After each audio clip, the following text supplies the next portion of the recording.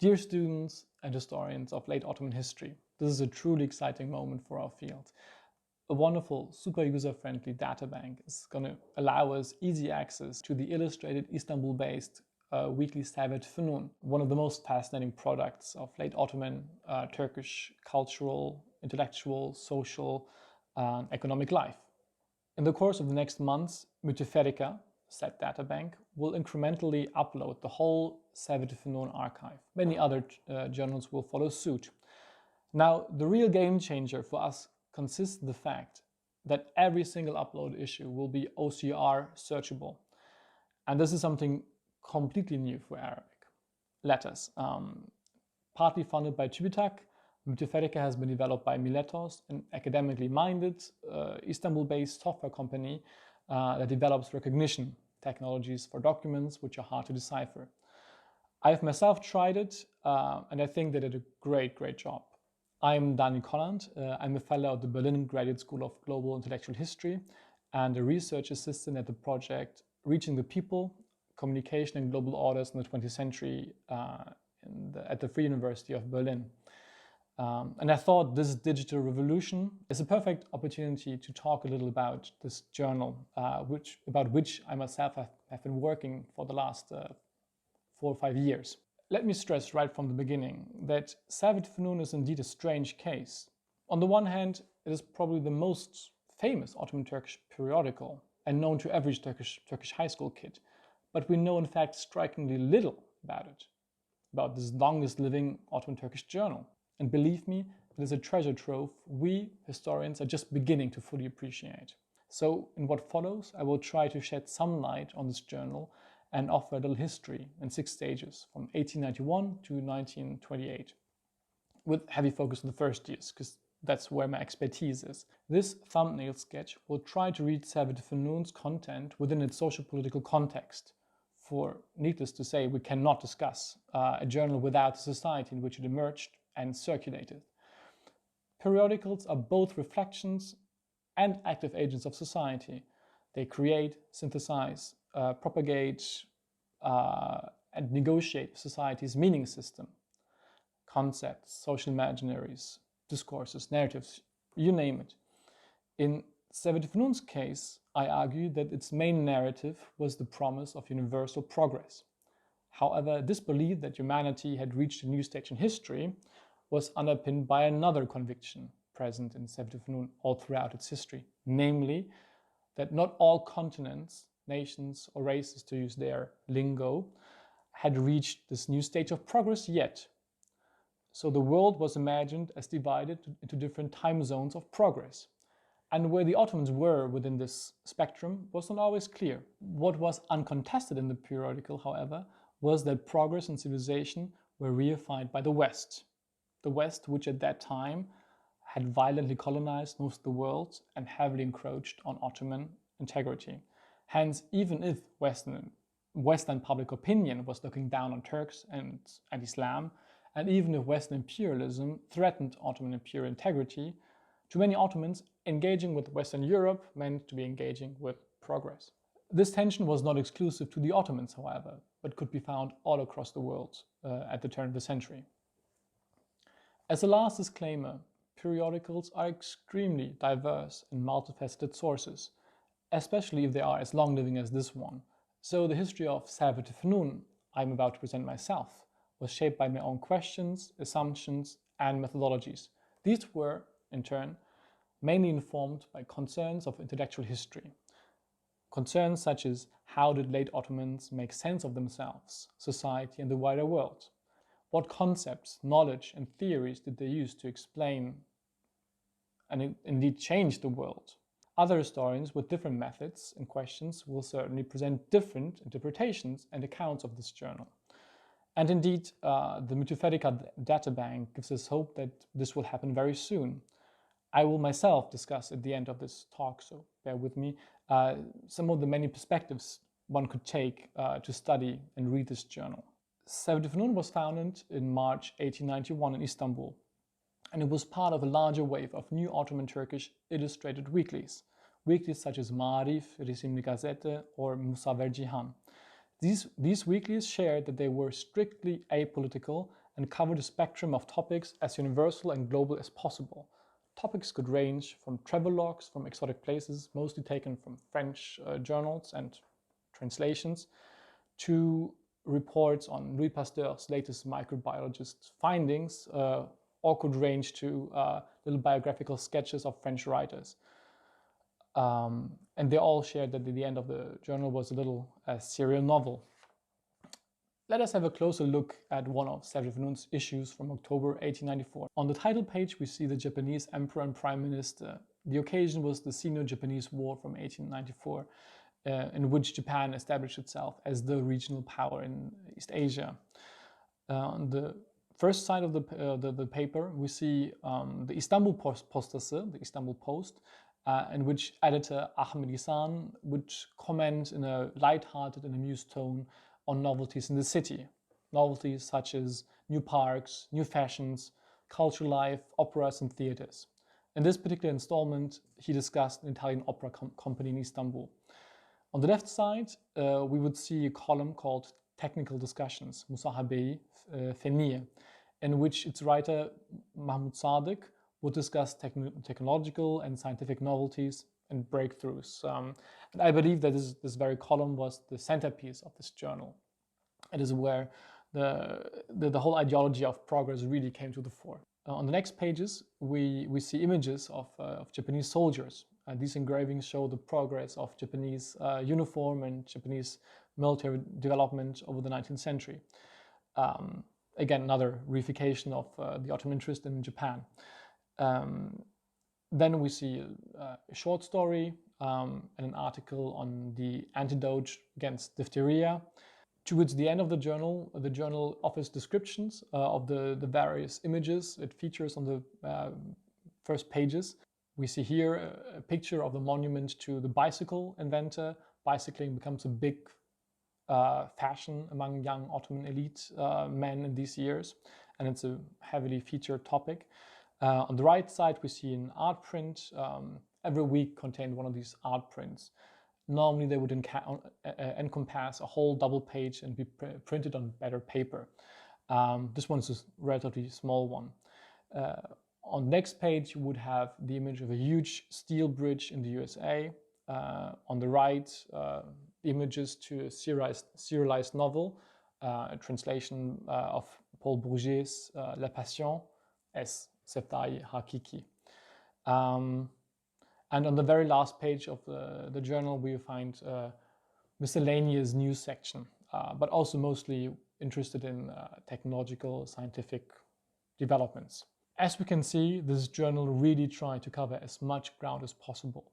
But however randomly compiled the topics seemed in Servet-i Fünûn and the other weeklies at that time, the larger historical significance lay firstly in the fact that they aimed at explaining the world in exclusively secular terms. Secondly, as these weeklies collected their content from West European periodicals and often with references, they created a transnational community of readers, bridging imaginations of an East and West, imaginations which were very present at that time, and again, constructing instead a community of readers who believed in the progress of humankind through science and technology. From among the new illustrated newspapers I mentioned earlier, Servet-i Fünûn was the only one to survive. Its head start towards its competitors could be explained by financial support of the palace. Abdulhamid was a big fan of the journal in its first years. But I think most credit goes to Ahmed Ihsan's inventive spirit and his passion. Servet-i Fünûn had the most advanced print technology. It effectively staged the new medium of photography and receptive to new trends. The weekly also tried to appeal to women readers with its fashion engravings and the column of Besim Ömer, the Ottoman pioneer of gynecology. From 1895, it also had a political supplement, a Tefcihat ve Havadis kısmı, and this supplement conveyed actual news, political developments across Europe, new heads of state in Serbia, stock exchange crash in Germany, you name it. Although it seems that Ahmed Yassan, the editor of Servet-i Fünun, really has found a successful formula circulation searched from 600 to 2000 in 1895. The weakest golden years just lay ahead of it. So let us now turn to the period Servet-i Fünun is actually famous for, its literary circle. Between 1896 and 1901, the journal attracted a circle of young writers who would publish their poems, their novels, but also their theoretical and philosophical writings in the weekly. So let's take a closer look at one of the issues from April 1898. On the cover page, we see a reclining woman directly looking at the reader, her bosom barely covered. For the standards of the time, the Hamidian period, this piece of art was certainly considered improper by contemporaries. It gives us a sense of the way this journal tried to negotiate certain rules. On the first page of the journal, we see on the right an article on the artistic and theoretical nature of poetry, şiir hakkında. On the left, we see actual poems, one even called Gülefşan by Tevfik Fikret, the editor-in-chief of the journal in these years. We also see a small story which continues on the next page. We see pictures of Tripoli and the sultan's aide-de-camp. And on the left, we see Hüseyin Cahit's highly influential column on the principles of aesthetics, Hikmet-i Bidai. 2 pages later, we see an engraving which should be read together with before mentioned poem by Tevfik Fikret. So this is something which happens in these days, in these years, different mediums, visual and literary mediums come together and enter a new dialogue. So the eye and the ear are supposed to work together. This is part of a bigger twist in these years. Furthermore, we see a travelogue to Sudan written by an Ottoman officer named Colonel Sadık. And lastly, one installment of Hüseyin Cahit's novel Hayal İçinde in fantasy. So, although the intellectual produce on the pages of Servet-i Fünun was highly heterogeneous, its writers formed a committed group inspired by a common idea: to participate through literature in the universal progress of humanity. It was with this ideal in mind that they called themselves contemporary or modern literature, Edebiyat-ı Hazıra, and they espoused new and European literary formats which consciously went against pre-existing forms of Ottoman Turkish literature, but also to an extent culture. While I do think that the avant-garde label tends to be used a bit too thoughtlessly, I really think that it grasps what these young writers were trying to do in Servet-i Fünun. They were trying passionately for something new, for something that has never happened before. However, because this something new, which they were looking for, often coincided with contemporary styles in France, they were derided by their numerous critics as Western imitators, Garp Mukallidi, and mockingly called décadents, décadanlar, decadents. And this label stuck for years. Over the next years, Servet-i Fünun became the place where Ottoman Turkish identity was negotiated in times of European global dominance. By 1901, the circle had disintegrated as a result of internecine fighting and sultanic pressure. The journal was shut down in November of that same year for allegedly instigating rebellion. The journal had alluded, nothing more, to the French Revolution in one instance in passing. I think this little sketch makes it possible to say that the literature published in Servet-i Fünun stands for more than what scholarship has kept describing either as inwards-looking and apolitical elitism, or even more polemically as mindless Europeanization. I'm convinced we are still far from having understood all dimensions of the vision of these writers. We should keep looking. Even if Servet-i Fünun managed to resume publishing within a few weeks, it severely struggled over the next years. Nearly all members of the literary circle had disappeared from the public, and the years between 1901 and 1908 can be described as the low point of the weekly. Let's take a look at one of the issues from December 1903. The front page shows the inauguration ceremony of a bridge. Such pictures were the norm in these years. They show certain Ahmadistan's pride in the engineering progress of the empire, but it also expressed loyalty to the empire and to the Sultan. On the first page, on the right, we see the Istanbul Post, the column which had disappeared during the avant-garde phase, but now has re-emerged as one of the central ingredients of the journal. On the same page, there's an article on tobacco addiction, one on the characteristics and industrial promises of plastics. On the next page, we see an engraving with a view on the beauties of nature, with an article on the healing properties of fruit. On the next page, we see an installment of the column by gymnast Selim Sirri, the Ottoman sports pioneer. And I think this is one of the high points of these years for Servet-i Fünun, his column. On the left, we see engravings showing latest fashion for boys, girls, and women.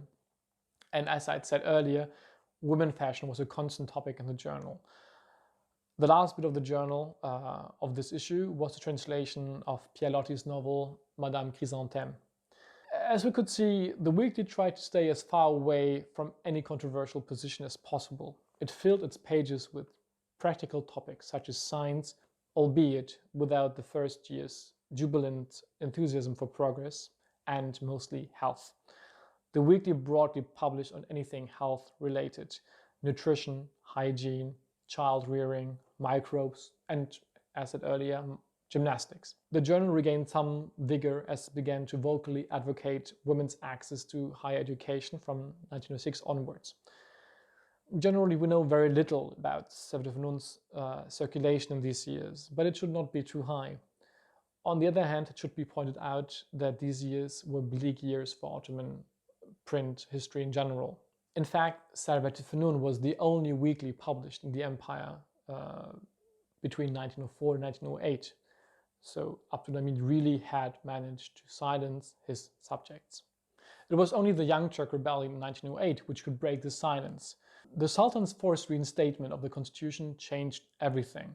Society was gripped by an unprecedented enthusiasm. The inqilab, or revolution if you want to call it, was considered to hail in a new age of freedom, fraternity, equality, and justice. Ahmadistan cherished the inqilab as the beginning of something completely new, the age in which Europe would finally accept the Ottoman Empire among its ranks. Finally, it had overcome despotism. Finally, it had overcome the darkness of the past.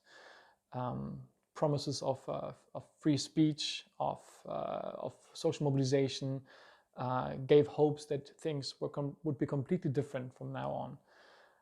And indeed, these predictions were partly right. Things were different from then on, but not in the way that people expected them to be in 1908, but let's not get ahead of ourselves. The main marker of the new age was an explosion of publications. New dailies, weeklies, monthlies, satirical magazines, and even specialized semi-academic journals emerged in these months after the constitution's reinstatement.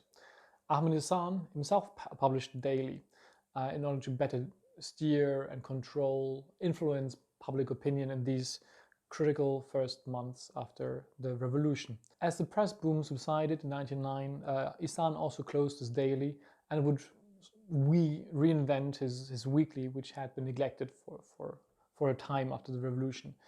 But for the next years to come, Servet-i Fünun was just one of many Ottoman Turkish illustrated weeklies in Istanbul. And in order to get an edge in this competition, Ahmadistan managed to attract another avant-garde literary circle in these months. This group aimed at establishing a new Ottoman Turkish literature for a new and free society. And even if this new literary movement was short-lived, it was a stepping stone for some of the most influential figures of later Turkish intellectual life. Figures such as Yakup Kadri and especially historian and Turkologist Mehmet Fuat Köprülü. Between 1909 and 1912, a new generation of writers transformed the weekly again into a vibrant place of intellectual exchange. It was external political events which brought this movement and this momentum to a halt. Italy's occupation of Libya in 1911 and the devastating First Balkan War against numerous Christian kingdoms in the fall and winter of 1912 not only changed Ottoman society, but also Servet-i Fünun. The journal became politically more active and step by step abandoned its literary and philosophical character. It is impossible to overstate the shock the First Balkan War caused in Ottoman society. The empire lost nearly all its European territories, and hundreds of thousands of Turkish Muslims were forced to flee their homelands. Istanbul and the surroundings of Servet-i Fünûn's publishing house was full with refugees. In winter, people had lost everything. Scholarship is unanimous that the war set in motion a dynamic of Turkish Islamic nation building which would prove fatal for this multi-ethnic and religious empire. Most Turkish-speaking periodicals blamed Western Europe's neutrality for this catastrophe and would swear revenge in the name of Islam and Turkism for the injustices and crimes committed by Bulgarians, Greeks and Serbs during the war. Servet-i Fünun, on the other hand, tried to steer its traumatized and shaken compatriots through this moment in crisis by maintaining that the crisis was self-inflicted. It took a very different position in this moment of sense-making. The weekly maintained that Turkish Muslim society still lived in the Middle Ages, Kurun-u Wusta, and had failed for the last century to adopt modern civilization, Medinete Hazara. The only way for their society to survive was to finally complete the Europeanization, Avrupalaşmak, which had begun with the Tanzimat. So the journal could be described as one of the westernizers, Garbçı, one of the concepts used back then.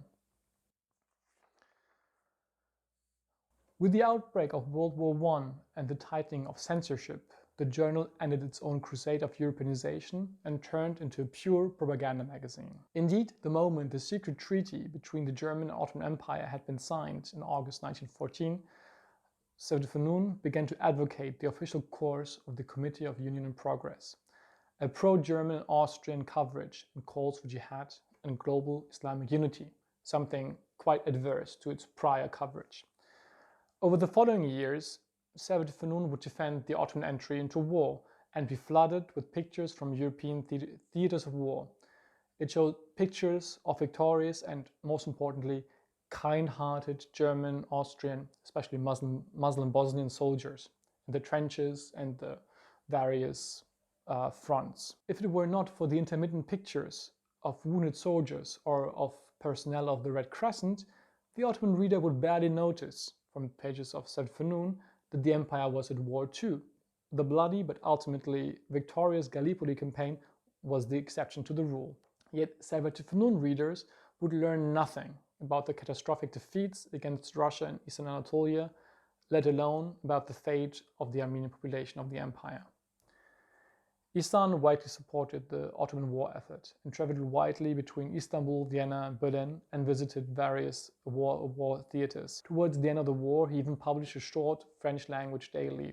Even if Servet-i Fünûn survived the war, political and economic circumstances after the war brought it to a halt. When it began publication again in 1924, it was in full support of the vision of Mustafa Kemal and the Ghazi.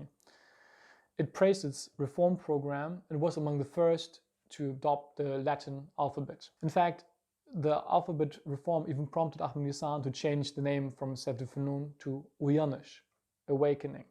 Let's have a look at the first issue of Uyanış. On the front page, we see the new title, Resimli Uyanış, and it resembled German typography from these years. On the first page, Ihsan further offers an explanation of what this reform and what this alphabet change means to him. So, I quote, Servet-i Fünûn has become an awakening, Uyanış. Uyanış, which will replace Servet-i Fünûn, will be an illustrated translator to our great revolution, our new life, Yeni Hayatımız, and brilliant future. Building on Servet-i Fünûn's past, Uyanış will be an even more passionate and worthy newspaper than Servet-i Fünûn, which has worked for 37 years with a love for renewal. So now, after we have covered a lot of ground in this little sketch of Servet-i Fünûn, I would like to come to a second point in this video and stress that this is only my reading of this history. Indeed, I cannot stress enough that there are many different ways to read and analyze this incredible source. And especially now, thanks to Metapherica, this journal has never been more accessible for researchers. And take my word for it, there's still so much to learn from this weekly. This weekly offers insights which could further our knowledge of late Ottoman history in so many ways. So let's have a look at the possible methods which could be applied for future inquiry. First of all, press history. This is the most obvious candidate. But let's face it, Ottomanists know shockingly little about the press. We know very little about journalistic language, circulation, readership, print technology, or even the materiality of the weekly. Ottoman historiography could learn a lot from communication studies or the more specialized fields of periodical studies, which have emerged in the last decades in British, French, and US literature departments. What has emerged from the Boğaziçi literature department in the last years is a great beginning, but it is really just the beginning. Social history. As this weekly was written with a very clear target audience in mind, wealthy, educated, and Europe-oriented, this journal's longevity makes it a perfect source to trace the emergence of this new social formation and to study its changing material environment, its changing social imaginaries, its gender norms, etc., etc. In fact, as Servet-i Fünun also addressed the female readership, it is a great and hitherto largely untapped source for women's history. Needless to say, Servet-i Fünun also invites studies on themes of cultural history, histories of Ottoman nightlife, childhood, health conscious, or sports. Along similar lines, it allows us to study the popularization of new concepts of science, concepts we tend to take for granted. Lastly, the journal's advertisements allow for a unique glimpse into the emergence of a new class of consumers and their needs and wishes. Indeed, advertisement is a great bridge to the next perspective, economic history, as Servet-i Fünun and its editor Ahmed Hasan closely followed all sorts of economic initiative in Istanbul and the empire. It is a great keyhole to this very aspect of the past. And the next point is urban architectural history. Ahmed Hasan's weekly Istanbul Post offers vivid descriptions of buildings, parks, public squares, theaters, of shops, you name it. It also documents the devastations caused by fire, earthquakes, floods, and even epidemics. As Servet-i Fünun offers a sheer endless archive of photographs of Istanbul and surroundings, this is as great a source as it gets. This also leads me to the next point, photography. While great scholars have already picked up on the history of Ottoman photography via illustrated journals like Servet-i Fünun, the thousands of engravings, which stand side by side with photography, still remained uncharted. And they invite questions like, how did they change visual patterns or aesthetic judgments? Did they instill an interest in the fine arts? Lastly, let's mention the value of Servet-i Fünun for a perspective which has been somewhat neglected in this talk, political history. Although the journal only directly commented on politics during certain phases of the second constitutional period, it allows us to follow changes in the higher echelons of the Ottoman state through pictures and obituaries printed on the pages of the journal. Most important, the political supplement, the Tevcihat ve Havadis Kisme, which came in 1896, closely traces what statesman got what promotion, who was transferred where. It allows us a perfect matrix. And thanks to Mutafarrika, all you have to do is just keyword search and you find the person you're looking for. To conclude this sketch of Servet-i Fünun, I want to stress again that this is no final conclusive story I'm offering here. This is just the beginning. This is just my work on it. And I think that Mutafarrika will offer us very new questions, very new perspectives on late Ottoman history. So I invite all of you watching this video and equally enthusiastic about late Ottoman history to use this platform and to use its possibilities and to start digging and exploring. So thank you and good luck.